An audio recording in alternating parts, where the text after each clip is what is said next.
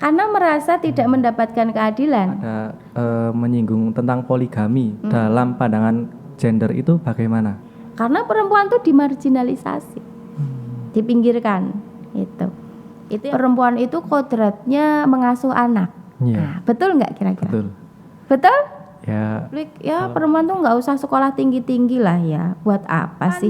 Semuanya itu berasal dari sudut pandang bahwa laki-laki itu lebih unggul daripada perempuan. Tanggung jawab pengurusan anak itu tidak hanya di tangan istri, tapi di tangan berdua.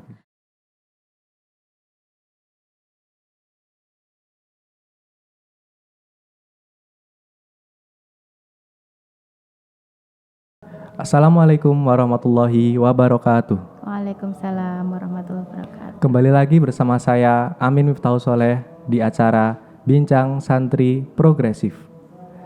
Kali ini kita akan berbincang-bincang bersama narasumber kita, Neng Siti Rofiah, untuk membahas tentang kesetaraan gender. Mari simak acara ini. Assalamualaikum Neng Rofi. Waalaikumsalam. Bagaimana kabarnya? Alhamdulillah baik. Alhamdulillah. Untuk sekarang ini Neng Rofi sibuk melakukan apa? Kesibukannya masih tetap sama, cuman modelnya yang sekarang jadi beda ya. Ya masih ngajar, kemudian masih belajar bareng dengan teman-teman organisasi gitu. Tapi kalau dulu langsung ya bertemu secara fisik, kalau sekarang medianya menjadi media virtual. Oh iya, berarti sekarang kebanyakan lebih ke daring gitu. Nggih. Ngomong-ngomong, ini kan Neng Rofik itu aktivis gender ya. Jadi kita mau mengupas bagaimana sih itu kesetaraan gender, terus nanti bagaimana kesetaraan gender itu bisa dilakukan di kehidupan sehari-hari dan bagaimana penerapannya secara keseharian sehingga bisa teman-teman ini bisa lebih mengetahui bagaimana toh kesetaraan gender kok bisa muncul dan apa saja manfaat-manfaat dari kesetaraan gender tersebut. Begitu. Jadi ini yang pertama saya mau bertanya, sebenarnya gender itu bagaimana sejarahnya? Oke, sejarah nggih. Gender itu sebenarnya salah satu gerakan sosial. Gerakan sosial itu kan macam-macam nggih. Banyak sekali isu-isunya. Misalnya isu lingkungan ya, ingin memperjuangkan kelestarian lingkungan. Kemudian isu-isu korupsi misalnya, isu-isu hak asasi manusia. Nah, perjuangan kesetaraan gender itu adalah bagian dari salah satu gerakan sosial itu. Nah, gender itu kalau dirunut dari ideologinya itu feminisme ya. Jadi kalau feminisme itu apa itu? Jadi feminisme itu sebagai bagian dari ideologi. Ini kalau secara sejarah ya, sebenarnya istilah ini memang istilah barat. Nanti kita akan beda lagi kalau ngomongin soal substansi ya. Tapi kalau secara istilah feminis ini memang betul dia dari barat ya. Ada banyak latar belakang sosial yang melatar belakangi kemunculan feminisme ini ya. Banyak diulas di dalam buku-buku, di antaranya memang dulu ya adanya struktur sosial yang kemudian tidak adil terhadap perempuan gitu ya, dan itu banyak terjadi di berbagai negara ya, di Eropa, di Amerika, macam-macam. Nah, jadi kita bisa menggunakan sejarah versi mana nih gitu ya, jadi banyak, tetapi intinya yang namanya gender itu gerakan kesetaraan gender itu ya itu bagian dari gerakan sosial ya, di mana ideologinya ideologi feminis. Oh, seperti itu. Jadi kurang lebih itu dulunya itu kekerasan pada perempuan itu sangatlah besar seperti itu. Iya, jadi perempuan itu dalam sejarahnya dia memang apa ya, di dalam banyak peradaban itu selalu berada di posisi second class ya, kelas kedua setelah laki-laki. Tidak hanya di, misalnya kita ambil contoh di Arab pra-Islam, sebelum Islam datang, itu bahkan perempuan itu dipertanyakan dia itu manusia apa bukan.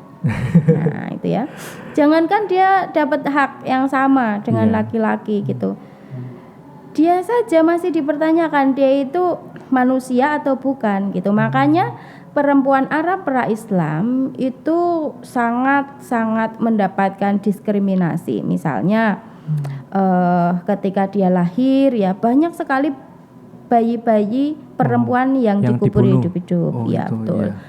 Kemudian kalau misalnya dia tumbuh dewasa ya, setelah dia ya sebelum dewasa bahkan dia bisa dinikah, tidak ada batasan minimal umur. Kemudian ketika nanti suaminya tidak merasa senang, tidak cocok ya, dia bisa dicerai kapanpun. Kemudian dia juga bisa di poligami tanpa batas gitu ya. Waduh. Itu baru di ranah privat ya. Iya. Nanti di ranah publik ya sama sekali dia tidak punya nilai kesaksian, tidak punya. Kemudian dia tidak mendapatkan hak waris. Jangankan dapat hak waris, dia bahkan menjadi bagian dari objek yang diwariskan. Jadi perempuan itu seperti barang ya. Itu kalau kita lihat di dalam peradaban Islam ya, yang setelah itu Islam datang membawa apa nilai-nilai yang revolusioner yang dibawa oleh Nabi. Misalnya lagi nih di Inggris. Inggris itu barangkali sebagian orang menganggap ya negara-negara Eropa itu pasti maju ya pikirannya gitu ya. Jangan salah ya, Inggris itu bahkan dulu hukum di Inggris itu punya ketentuan begini. Perempuan itu tidak punya hak kepemilikan harta. Jadi tidak ada yang bisa dia bawa untuk anak-anaknya atau untuk dirinya sendiri gitu. Dia tidak punya, secara hukum dia tidak punya hak kepemilikan. Apa yang dia pakai, yang dia gunakan itu bukan hak milik dia karena dia perempuan. Selain itu dia juga tidak punya hak untuk menggugat di pengadilan. Gitu. Jadi misalnya dia mengalami suatu masalah gitu ya. Ya, dia mau menggugat tidak bisa karena dia perempuan. Dan ketentuan ini baru dihapus tahun 1882. Nah, itu kan baru-baru aja. Baru kemarin. Itu di Inggris. Di mana lagi maunya? Ini banyak ya. Nanti di dalam kelompok agama misalnya di Hindu. Di Hindu itu ketika seorang suami meninggal ya, maka istri itu harus menceburkan dirinya ke dalam api yang membakar jasad suaminya. Waduh. Jadi kalau suaminya meninggal, hak hidup dia ikut selesai. Oh, berarti kalau suaminya meninggal, dia harus ikut meninggal. Iya. Waduh, gitu. Itu untuk membuktikan cinta, kesetiaan. Gitu. Nah, jadi di dalam banyak peradaban tuh memang perempuan itu ditempatkan secara diskriminatif gitu ya. Nah, makanya sampai sekarang gender itu masih terus disuarakan ya. Mungkin bagi sebagian orang sudah seperti radio rusak ya. Karena orang ngomong gender gitu, tapi nyatanya sampai sekarang masih banyak perempuan tuh bergulat dengan banyak stigma, stereotip, hal-hal yang memang masih harus diperjuangkan. Seperti itu. Berarti kesetaraan gender itu muncul dilatar belakangi karena adanya ketidakadilan yang dirasakan oleh kebanyakan perempuan seperti itu. Betul. Oh, begitu. Ngomong-ngomong, kalau tadi kan ada menyinggung tentang poligami. Nah, itu kira-kira dalam pandangan gender itu bagaimana? Kalau secara umum ya, tentu akan banyak sekali pendapat. Barangkali saya bisa memberi pendapat dari salah satu perspektif, misalnya perspektif Islam. Iya. Selama ini sering orang menganggap poligami itu sebagai sunnah. Iya, benar. Sehingga seolah-olah kalau orang poligami itu dapat pahala. Sunnah itu kan berarti dianjurkan untuk dilakukan. Nah, padahal kalau kita cek lagi ya, jadi setiap ayat itu kan ada konteksnya tuh. Ketika turun itu ada konteksnya. Ada sebabnya. Nah, ada sebab dan ada konteks. Itu yang penting untuk dipahami sehingga pesan dari ayat itu bisa relevan ya di saat sekarang. Yang tentu konteksnya itu berbeda. Kan sering pelaku poligami itu mengutip ayat-ayat Al-Qur'an. Ya, misalnya di dalam surat An-Nisa ya, fa in khift fankihu ma tobalakum minan nisa'i masna wa sulasa wa ruba. Biasanya itu. Nah, ini penting nih ya, untuk diketahui ya, bahwa sesungguhnya ini sebelum ke poligami kita juga harus paham nih tujuan dari perkawinan itu. Pernikahan di dalam Islam itu tujuannya kan ada di dalam surat Ar-Rum ayat 21 ya. Litas kunu ilaiha, kan potongan ayatnya begitu ya. Jadi biar di dalam hubungan pernikahan itu mewujudkan yang namanya sakinah. Sakinah itu ketenangan. Mawaddah warahmah. Mawaddah itu kebahagiaan. Mawaddah dan rahmah itu rumus sebenarnya. Kalau mau sakinah harus mawaddah dan rahmah. Mawaddah itu perasaan cinta. Ketika kita mencintainya, kita ingin membuat pasangan kita bahagia, itu mawaddah. Kalau rahmah, kita mencintai pasangan kita dan itu membahagiakan kita. Jadi dua-duanya harus bahagia. Iya. Kalau cuman mawaddah doang, ya cuman mawaddah doang, itu nanti nelongso. Karena kita hanya membahagiakan pasangan, padahal kita nggak bahagia. Kita nggak bahagia. Kalau rahmah itu egois. Jadi yang bahagia, kowe pokoknya seneng be aku, ora terserah. Yang penting aku mencintaimu gitu. Jadi nggak akan tercapai itu namanya sakinah. Nah, sakinah itu unsurnya harus mawaddah dan rahmah. Jadi harus saling bahagia dan membahagiakan. Nah, di dalam poligami kita lihat bisa nggak ya jika itu bahagia dan membahagiakan. Nah, ini biasanya bisa dicek dari sisi perempuan. Kan yang paling banyak protes tuh perempuan. Iya, karena memang dampaknya itu banyak di perempuan. Iya, karena merasa tidak mendapatkan keadilan. Yang namanya orang ya, pacaran aja misalnya pacarnya berbagi kasih nih, rela nggak? Nggak rela ya. Apalagi menikah, ya. Nah, dari situ kita juga bisa menarik ke dalam konteks yang lebih ini ya, dari sisi turunnya ayat itu. Sebenarnya An-Nisa itu kan bukan ayat poligami. Bukan surat untuk mendukung poligami, bukan. Itu berbicara soal bagaimana muslim dulu ya, zaman Nabi itu jangan sampai mendolimi anak-anak yatim dengan memakan harta mereka. Jadi dulu kan yang namanya orang Arab dulu itu kan kerjaannya perang terus ya setiap hari. Mereka bersuku-suku kabilah, hobinya perang terus setiap hari. Nah, dengan banyaknya peperangan itu banyak laki-laki meninggal kan, suami-suami meninggal.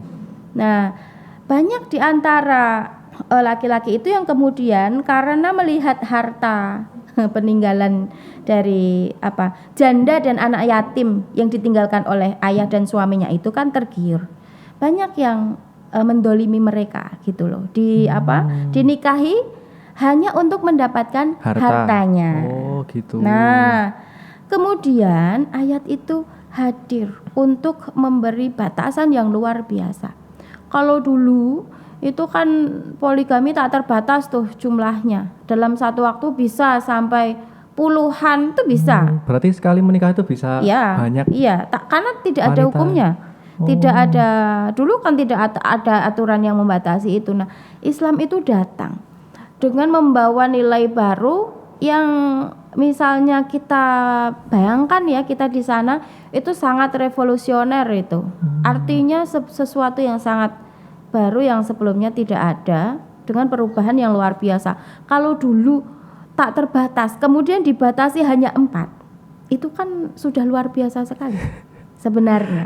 Nah, spiritnya itu jangan sampai melakukan kedoliman itu. Nah, sehingga dibatasi 4 itu pun ayatnya jangan berhenti di situ ya. Fankihu ma tobalakum minan nisa'i masna wasulasa waruba titik. Jangan, masih ada kelanjutannya. Fa in khiftum alla ta'dilu fawahidah. Kalau khawatir nggak bisa adil, satu saja. Khawatir aja, kalau khawatir saja, khawatir gitu ya. nggak bisa adil, itu aja satu saja sarannya. Jadi sebenarnya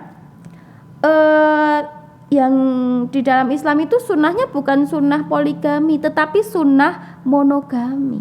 Nah itu yang seringkali masih kurang dipahami oleh kebanyakan karena kalangan. Arus besar masyarakat kita memahami ya yang sunnah itu poligami. Dan di situ kan juga disebutkan di dalam ayat itu yang seperti itu lebih mendekatkan kepadamu pada keadilan. Jadi sebenarnya spirit kesetaraan keadilan di dalam Islam itu sudah sangat jelas. Tetapi ya kadangkala ketika tidak bisa mencapai pada pemahaman yang spirit utamanya tuh nggak didapat gitu ya. Nah sehingga yang terjadi ya begitu, kekeliruan itu. Kan prakteknya kan sekarang lain. Poligami sekarang sama dulu lain ya. Kalau dulu poligami itu motifnya kan untuk mengentaskan orang-orang yang marginal. Janda itu kan marginal. Iya. Berarti untuk menolong mereka yang tidak terurus, berarti sehingga bisa diurusi oleh banyakan laki-laki seperti itu. Iya, karena kan kulturnya tuh sangat patriarkis tuh. Di dalam kultur patriarkis itu penanggung jawab itu laki-laki memang. Di dalam kultur patriarki. Jadi memang laki-laki itu punya otoritas ya, kedudukannya lebih tinggi kalau dalam kultur patriarki. Sedangkan perempuan itu tidak punya akses, dia tidak bisa melakukan hal-hal yang kemudian bisa mendatangkan rezeki yang bisa menghidupi keluarganya. Nah, akhirnya jalan keluarnya adalah dengan dinikahi. Nah, tetapi itu jangan sampai membuat para laki-laki itu memanfaatkan itu.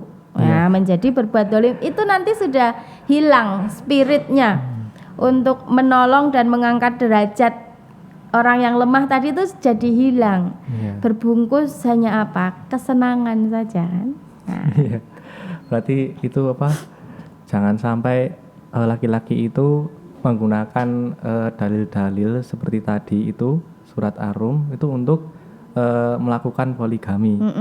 Sedangkan sebenarnya ayat itu ada sambungannya berupa yang berarti jikalau keberatan untuk berpoligami maka satu saja sudah jika cukup. Takut atau jika khawatir tidak bisa adil. Berarti karena keadilan itu dimensinya juga sangat dalam ya. Keadilan itu tidak cuma soal harta. Keadilan soal pembagian rasa cinta. Kan susah sekali. Pasti orang tidak bisa menyamakan gitu ya. Pasti adalah mana yang lebih dicintai. Menonjol.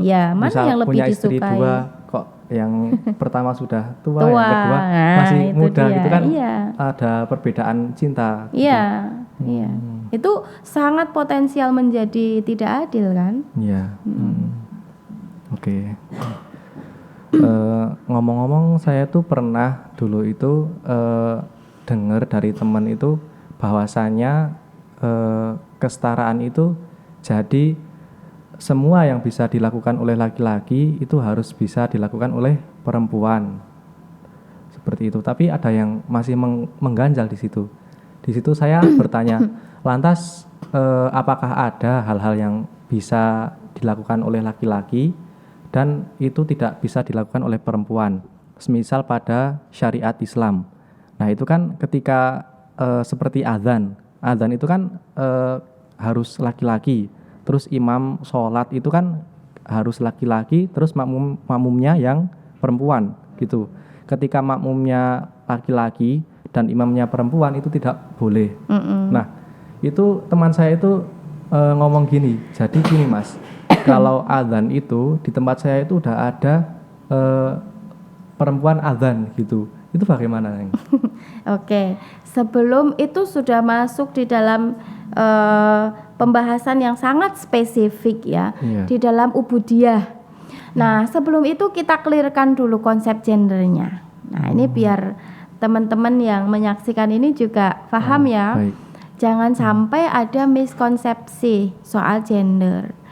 Biasanya orang memahami gender tuh maunya tuh perempuan disamakan, Iya. gitu kan? Pokoknya jangan sampai ada perbedaan antara laki-laki dan perempuan. Pernyataan itu ada betulnya, ada salahnya. Jadi harus dilengkapi lagi. Bisa perempuan minta disamakan. Disamakan dalam apa? Dalam haknya, dalam kedudukannya sebagai manusia. Iya. Nah itu. Tapi tidak semua bisa disamakan karena perempuan itu punya hal-hal yang berbeda dengan laki-laki yang sifatnya kodrati. Apa itu? Yang kodrati itu berkaitan dengan fungsi biologis yang itu given, terberi. Kodrati itu dari Tuhan, dari Allah. Misalnya nih, laki-laki dan perempuan itu kan secara biologis berbeda. Berbeda, iya. Nah, perempuan itu organ reproduksinya berbeda dan fungsinya berbeda. Jadi perempuan bisa menstruasi, laki-laki Tidak bisa. Perempuan bisa hamil, laki-laki nggak bisa. tidak. Perempuan bisa melahirkan, laki-laki tidak. Perempuan bisa menyusui, laki-laki tidak. Itu kodrat namanya itu. Jadi apa sih kodrat itu? Kodrat itu pemberian yang sifatnya kodrati dari Allah, yang dalam bentuknya itu adalah fungsi biologis. Nah, itu kodrat. Seringkali yang menjadi tercampur itu adalah hal-hal yang sifatnya itu sebenarnya bukan kodrati tapi dianggap kodrat. Itu namanya gender. Oh, Gender seperti itu peran Iya. yang dirumuskan atau ditentukan oleh masyarakat, bukan oleh Tuhan apalagi oleh agama, bukan. Misalnya di dalam konteks rumah tangga misalnya, ya oke, perempuan itu kodratnya ngurusin rumah, perempuan itu kodratnya mengasuh anak. Iya. Nah, betul nggak kira-kira? Betul. Betul? Ya, kalau menurut saya Kan tadi kita kembali lagi ke definisi soal kodrat. Kodrat itu yang sifatnya biologis. Itu tidak bisa dipertukarkan, kodrat itu. Artinya dia sudah tetap, kan? Laki-laki tidak punya hormon yang kemudian sehingga dia tidak bisa itu loh, hormon dan kelenjar air susu itu apa namanya saya lupa, sehingga dia tidak bisa menyusui. Laki-laki tidak punya sel telur sehingga tidak bisa hamil. Laki-laki tidak punya rahim sehingga tidak bisa hamil karena nggak ada kantung rahimnya. Itu kodrat. Jadi menstruasi, melahirkan, menyusui, hamil itu kodrat. Di luar itu bukan kodrat. Oh, berarti tadi kalau perempuan di rumah itu tidak termasuk kodrat. Bukan. Jadi itu bisa dilakukan oleh laki-laki seperti itu. Betul. Bisa dipertukarkan, bisa disepakati, bisa dikompromikan. Oke. Jadi, tapi kan itu tidak umum di dalam masyarakat. Iya. Ya, karena kita masih hidup di dalam kultur patriarki. Ya. Jadi misalnya banyak banget itu gender yang kemudian menempatkan perempuan dalam posisi subordinat, second class, ya misalnya. Perempuan tuh ya harus bisa masak, perempuan itu harus bisa ngurus anak, harus bisa ngurus suami, ya mencuci, bersih-bersih, itu semua tugas perempuan. Terus nanti kalau di publik ya perempuan tuh nggak usah sekolah tinggi-tinggi lah ya, buat apa sih? Nanti paling-paling kembalinya ya ke dapur juga. Atau perempuan tuh kalau pergi-pergi jauh itu ya nggak bagus itu bisa itu tuh menyalahi kodrat. Perempuan yang bagus itu di rumah saja. Itu anggapan yang keliru. Itu bukan kodrat, tetapi itu peran gender yang dibentuk oleh masyarakat. Jadi di dalam masyarakat itu kan punya ekspektasi atau harapan yang dilekatkan pada jenis kelamin tertentu. Gitu. Jadi misal laki-laki itu biasanya macho, tegas, gitu ya. Kalau perempuan tuh feminim, lemah lembut. Lemah lembut. Laki-laki itu biasanya logis. Kalau perempuan itu emosional. Laki-laki itu apa ya? Sebagai kepala rumah tangga dia harus bekerja, mencari nafkah. Kalau istri sebagai ibu rumah tangga menerima nafkah. Itu yang membuat itu kan pembagian perannya masyarakat itu. Tidak ada di dalam Al-Quran bahwa laki-laki itu harus maco atau perempuan harus lemah lembut. Nggak ada. Itu ditentukan oleh masyarakat. Dan sesungguhnya itu seringkali terjadi percampuran. Ada nggak laki-laki yang lemah lembut? Ada nggak? Ya ada. Ada. Perempuan yang perkasa? Ada. Banyak. Berarti kan bisa bertukar kan? Iya. Tetapi kadang karena itu tidak umum di dalam masyarakat, ketika laki-laki dan perempuan itu tidak bisa memenuhi ekspektasi masyarakat, dianggap kurang. Oh, laki-laki kok lembek sih? Berarti dianggap kurang kelelakiannya. Iya. Perempuan kok nggak bisa masak? Dianggap kurang keperempuanannya. Nah, itu yang membentuk masyarakat. Itulah yang namanya peran gender. Dan itu bukan kodrat. Nah, terus saya lanjutkan ya. Iya.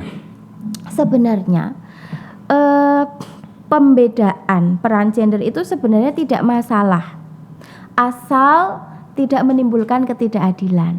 Oh, gitu. Ya nggak masalah. Misalnya nih, suami istri sudah sepakat, oke, suaminya yang kerja di luar, istrinya di rumah, gitu ya.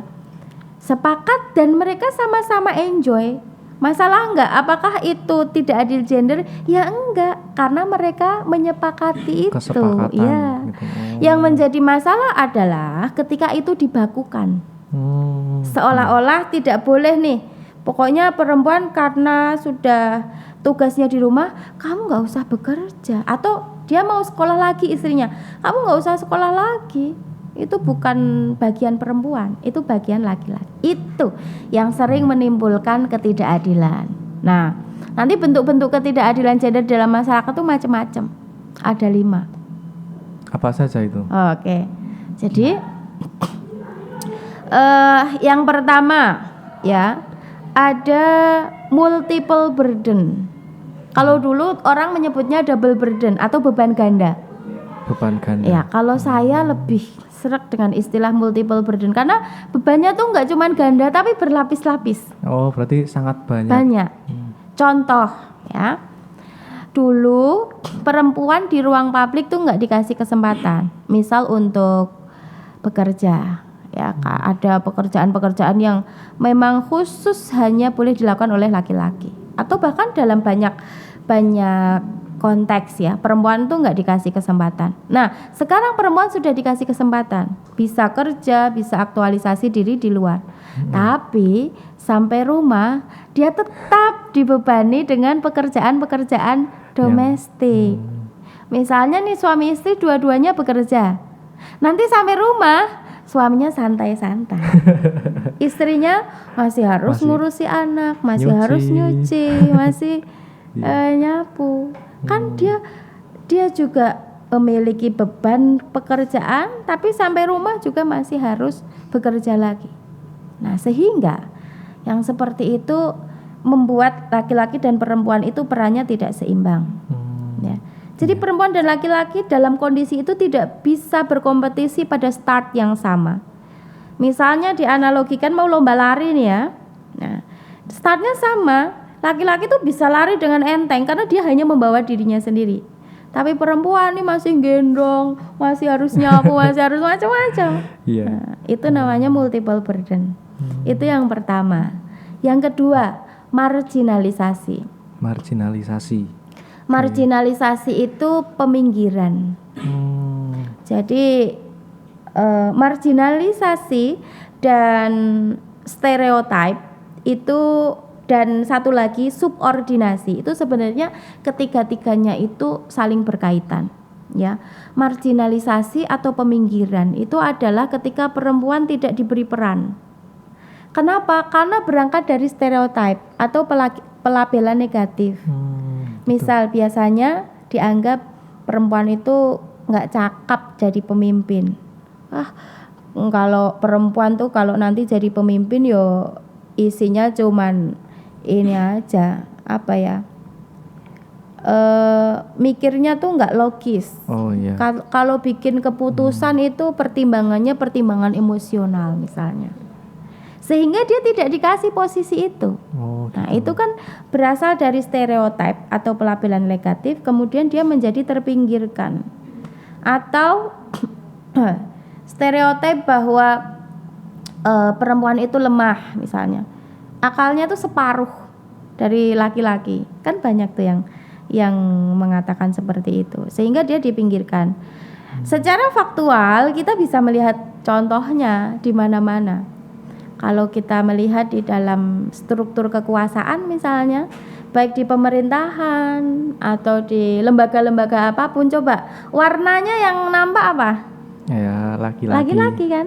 Biasanya yang berada di dalam posisi top leader di atas itu biasanya laki-laki. Karena perempuan tuh dimarginalisasi, dipinggirkan. Itu yang kedua. Yang ketiga stereotip tadi, ya, pelabelan negatif. Misalnya perempuan itu dilabeli sebagai pembawa masalah. Dia menjadi sumber masalah, sumber kemaksiatan.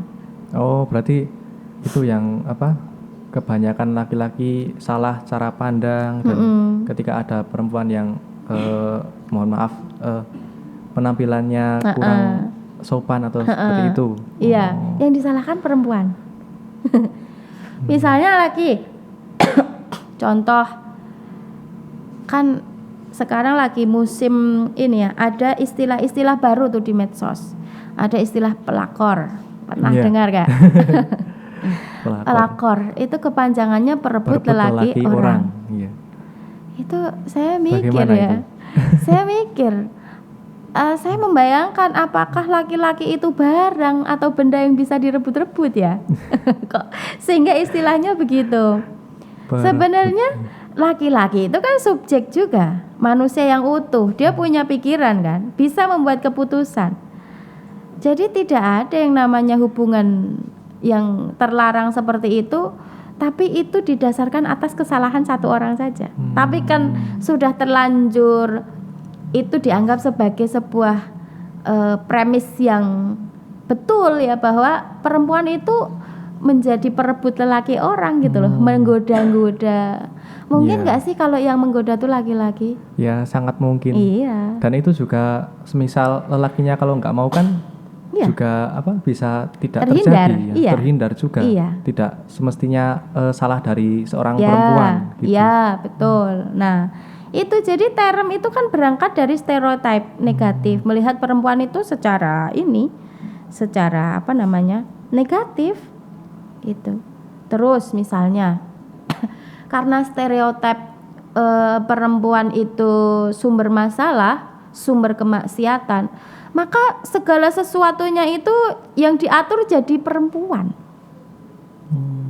Misalnya nih, untuk menghindari tindak kekerasan seksual, perempuan dilarang memakai baju model A, baju model B. Oh, iya. Iya.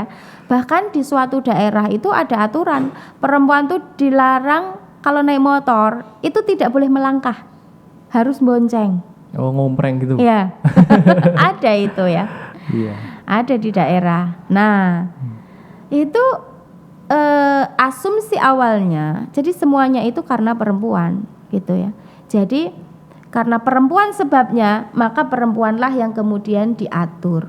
Nah, padahal kalau terjadi kekerasan seksual, ya, misalnya pelakunya itu siapa sih? Iya, kebanyakan kalau korbannya perempuan, pelakunya laki-laki. Nah, dan secara kuantitas ya, kalau kita lihat data, lebih banyak mana korban perempuan dan laki-laki? Banyak perempuan. Jadi pelakunya adalah laki-laki, tapi yang diatur perempuan. Itu stereotip. Perempuan itu juga kalau misalnya perempuan pulang malam nih, pasti sudah dianggap negatif kan, perempuan pulang malam. Padahal keperluan orang itu lain-lain ya. Berbeda-beda. Tidak selalu perempuan pulang malam itu karena melakukan hal yang negatif. Ada yang bekerja. Pekerjaan kan sekarang macam-macam ya. Jadi itu ya menjadi itulah contoh ya yang kemudian itu sangat mendiskriminasi perempuan. Tadi itu sampai multiple burden, marginalisasi, Sampai yang ketiga. Ya. stereotip. Sekarang yang keempat, subordinasi. Apa itu? Subordinasi itu menempatkan perempuan second class. Oh, jadi yang kedua gitu. Oh. Jadi ketika pengambilan keputusan ya, apapun itu seringkali yang memutuskan adalah laki-laki. Laki-laki. Berarti yang perempuan nanti yang kedua. Mengikuti. Oh, Artinya mengikuti. begini, artinya yang memiliki otoritas untuk mengambil keputusan itu adalah laki-laki. Berarti perempuan hanya mengikuti saja Ya, nanti keputusannya iya. dari seorang laki-laki. Jadi perempuan itu dianggap ini ya, tidak memiliki otonomi ya. Jadi dia tidak dianggap sebagai subjek yang utuh sama seperti laki-laki. Terus yang kelima, yang terakhir itu adalah violence atau kekerasan. Kekerasan tuh macam-macam, tapi biar gampang saya kasih contoh yang kekerasan fisik. Misalnya KDRT, kekerasan dalam rumah tangga. Ya. Seringkali kekerasan dalam rumah tangga itu yang menjadi korban adalah perempuan. Ya, data mengatakan korbannya lebih banyak perempuan. Kenapa suami itu melakukan kekerasan terhadap istrinya? Itu juga salah satu faktornya adalah cara pandang.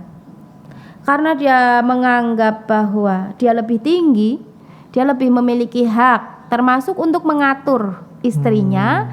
Maka ketika istrinya itu tidak melakukan sesuatu yang sesuai dengan keinginan suami merasa bisa melakukan kekerasan. Terjadilah pemukulan, penendangan dan lain-lain. Jadi dari sudut pandang, semuanya itu berasal dari sudut pandang bahwa laki-laki itu lebih unggul daripada perempuan, sehingga dia merasa memiliki hak yang lebih. Ya, jadi melakukan kekerasan itu. Contoh yang lain misalnya di dalam kekerasan seksual. Ya. Kekerasan seksual itu terjadi karena apa? Karena pelaku itu melihat perempuan itu sebagai makhluk fisik saja. Kan yang dilihat fisiknya saja tuh. Padahal perempuan itu sebagaimana laki-laki, dimensi kemanusiaannya tuh kompleks. Dia tidak cuma makhluk fisik. Dia jadi juga makhluk spiritual, makhluk intelektual, ya kan? Punya akal, bisa berpikir. Tetapi yang dilihat hanya secara fisiknya saja. Nah, karena tidak dilihat secara utuh, sehingga ketika melihat perempuan yang kemudian dia berhasrat, ya kemudian terjadi kan dia tidak bisa mengendalikan diri. Tetapi laki-laki seringkali di dalam kasus kekerasan seksual yang disalahkan justru perempuannya. Nanti ditanya pakai baju apa? Ya kan? Terus nanti kadang disalahkan, salah sendiri genit. Nah, yang melakukan siapa, yang disalahkan siapa? Nah, itu tadi ya. Jadi soal gender dan seks itu jenis kelamin tadi ya, yang sifatnya kodrati, yang berasal dari Tuhan, itu harus dibedakan agar kita tidak terjebak pada arus yang salah kaprah. Kenapa? Karena ketika kita tidak bisa memisahkan itu, nanti sangat potensial sekali kita menjadi bagian dari orang-orang yang tidak bisa berlaku adil. Misalnya nih Mas Amin besok punya istri. Iya. Istrinya tuh semangat banget belajar, mau sekolah lagi. Amin. Nah, terus Mas Amin, wah nanti gimana? Nanti anak-anak yang ngurusin siapa? Nggak ada yang ngurus gitu kan. Mas Amin harus paham, tanggung jawab pengurusan anak itu tidak hanya di tangan istri, tapi di tangan berdua. Bikinnya berdua, yang ngurusnya berdua. Nah, gitu kan. Nah, jadi Kalau misalnya nanti terjadi seperti itu ya, dicarikan solusi, bukan menghalangi satu pihak. Misalnya Mas Amin nanti tidak bisa menghandle sendiri, handle pihak ketiga untuk membantu. Nah, jadi tujuan masing-masing sama-sama tercapai. Istrinya bisa tetap belajar, Mas Amin juga tetap dengan pekerjaan saya. Ada pihak lain yang di hire bisa berbagi rezeki, kan begitu. Nah, itu perspektif itu ya yang sangat penting karena sebenarnya gender itu sangat elementer sekali Mas di dalam kehidupan ini. Oh, ini nanti kalau ngomongin soal kebijakan itu juga lebih kompleks lagi. Oh, kebijakan itu bagaimana? Oke. Jadi gini, setelah kita paham ya bagaimana keadilan gender dan itu penting untuk menjadi perspektif. Perspektif itu kan sudut pandang, ya. Jadi kita bisa mengimplementasikan itu di dalam banyak aspek. Harus ya. Jadi setiap apa yang kita lakukan itu dasarnya itu harus keadilan gender. Nah, sekarang kita mau melihat nih kebijakan publik misalnya oleh pemerintah gitu ya. Ada nggak sih kebijakan-kebijakan yang belum responsif gender? Oh, banyak. Tetapi ini hanya bisa dibaca, dilihat oleh orang-orang yang sudah memiliki perspektif gender yang baik. Kalau membuat kebijakan, para pemimpin itu harus punya responsiveness ya. Dari gender itu harus punya perspektif bagaimana kebijakan itu tidak hanya nanti penerima manfaatnya itu jangan sampai hanya laki-laki saja, tetapi perempuan juga diikutkan di dalam pembangunan gitu. Misal dalam politik, di dalam pengambilan keputusan ya. Kalau komposisi wakil rakyatnya laki-laki semua misalnya, apakah kebutuhan-kebutuhan perempuan itu bisa tersampaikan? Tidak selalu, karena tadi fungsi biologisnya berbeda. Kadang karena tidak mengalami, dia tidak merasakan kan, tidak merasakan dan tidak mengetahui bahwa itu dibutuhkan. Jadi dalam politik, dalam kebijakan pemerintah ya, di dalam produk-produk hukum itu keadilan gender itu butuh gitu ya. Maka yang pertama tadi penting untuk memahami apa itu keadilan gender dan bagaimana membangun perspektif yang adil gender. Ya, sangat menarik sekali materi tentang kesetaraan gender ini ternyata. Di sini saya bisa menyimpulkan bahwasanya gender itu berangkat dari adanya ketidakadilan yang dirasakan oleh kebanyakan perempuan. Iya, kebanyakan ya. Saya mau tambahkan sedikit, apakah ketidakadilan gender itu selalu soal perempuan? Tidak selalu. Terkadang juga lelaki seperti itu. Iya. Kultur patriarki itu tidak hanya merugikan perempuan, tetapi juga laki-laki. Mau dikasih contoh? Kok bisa itu? Misalnya nih, di dalam masyarakat itu sudah terlanjur menancap anggapan bahwa laki-laki itu sebagai pencari nafkah, ya. Kalau dia tidak bisa mendapatkan rezeki, ya, apa yang akan dia alami? Anak istrinya nggak bisa makan. Iya, anak istrinya nggak bisa makan dan kemudian masih dipandang sebagai lelaki gagal. Iya. Karena tidak bisa menjadi seorang suami yang bisa memenuhi kebutuhan keluarga. Nah, padahal tidak setiap lelaki itu memiliki kesempatan dan kemudian dia bisa mencari rezeki dengan lancar. Ada kalanya dia mengalami hambatan-hambatan. Misalnya di masa pandemi kena PHK. Iya, terus sangat gimana? Banyak itu. Iya kan? Atau di luar pandemi saja juga banyak hambatan-hambatan. Itu kenapa laki-laki dikonstruk harus menjadi penanggung jawab utama. Nah, dalam konsep atau dalam perspektif keadilan gender tidak seperti itu. Karena peran itu bisa dikompromikan, bisa dirundingkan bersama, maka sesungguhnya perempuan juga bisa ambil peran. Kalau laki-lakinya nggak bisa, ya perempuannya yang ikut bekerja. Justru ketika konsep ini diterapkan ya, keluarga itu menjadi lebih adaptif. Kalau terjadi perubahan-perubahan tuh nggak kagetan. Ya, suaminya kadang seret, ya nggak masalah, istrinya Masih kan ada masih istrinya bisa. yang bekerja, gitu. Oh. Jadi bekerja sama. Iya. Nah nanti barangkali saya nggak tahu ada nggak nanti di episode selanjutnya ya. Iya. Kita ngomongin soal keluarga maslahah. Nah keluarga maslahah itu yang keluarga yang masing-masing anggotanya itu bisa mendapatkan kemaslahatan. Itu dasarnya keadilan gender. Oh, berarti nanti juga berangkat dari keadilan gender Iya. sehingga membentuk keluarga yang Maslahah. maslahah seperti itu. Iya. Oh, Nah, oke. itu tapi kalau saya nggak tahu ini waktunya bagaimana ya kalau di episode ini.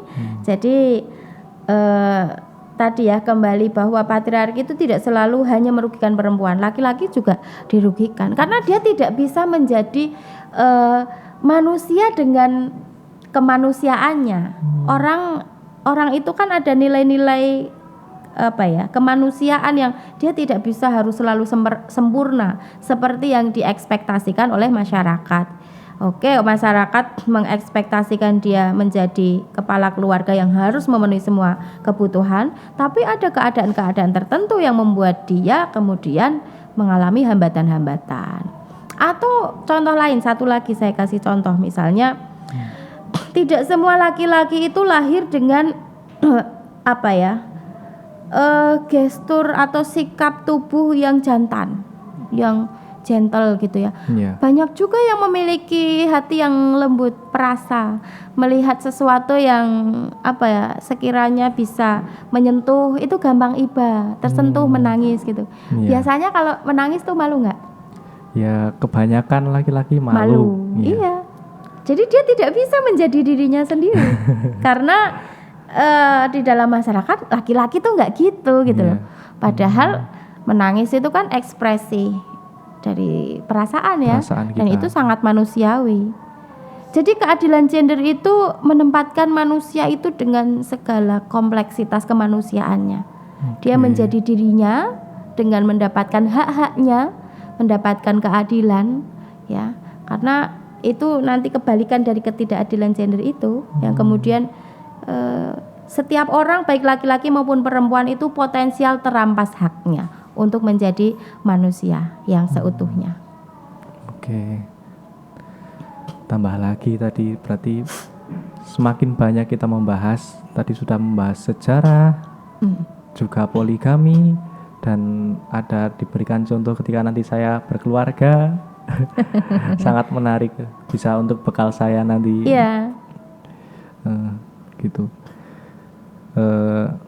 Mungkin cukup dulu Neng, karena kita sudah kehabisan waktu. Terima kasih atas segala ilmunya. Sama-sama. Semoga Neng Rofik dan sekeluarga diberikan kesehatan dan umur panjang sehingga bisa memberikan kemanfaatan untuk sesama dan kepada aktivitasnya sebagai dosen, sebagai aktivis gender, seperti itu. Ya, amin. Terima kasih. Kurang lebihnya mohon maaf. Wassalamualaikum warahmatullahi wabarakatuh. Waalaikumsalam warahmatullahi wabarakatuh.